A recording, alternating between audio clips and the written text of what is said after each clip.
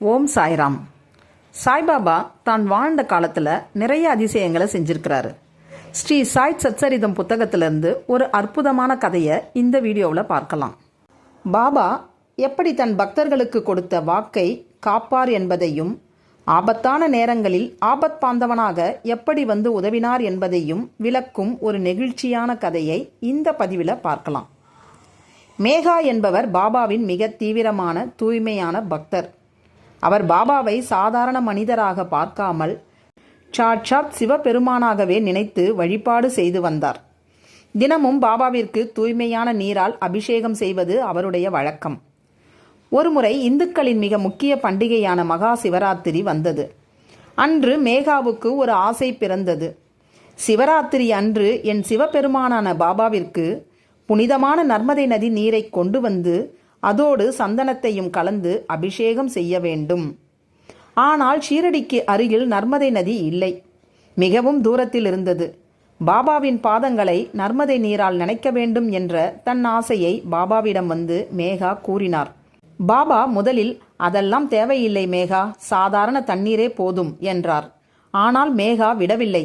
தொடர்ந்து பிடிவாதமாக கேட்டுக்கொண்டே இருந்தார். இறுதியில் மேகாவின் அன்பிற்கு இணங்கி பாபா சம்மதித்தார். மேகா மிகவும் சிரமப்பட்டு புனித நீரை தயார் செய்து எடுத்து வந்தார். மசூதியில் பாபா அமர்ந்திருந்தார்.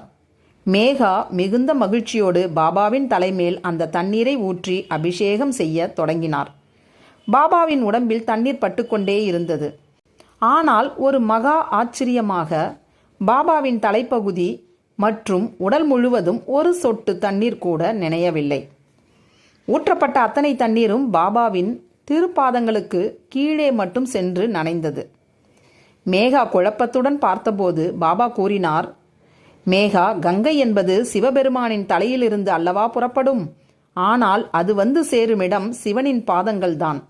உன்னுடைய பக்திக்கு நான் கட்டுப்பட்டு விட்டேன். இதற்கிடையே மற்றொரு முறை மேகா காட்டில் தனியாக நடந்து சென்று கொண்டிருந்தபோது அவரை நோக்கி சில மிரட்டலான மனிதர்கள் வந்தனர்.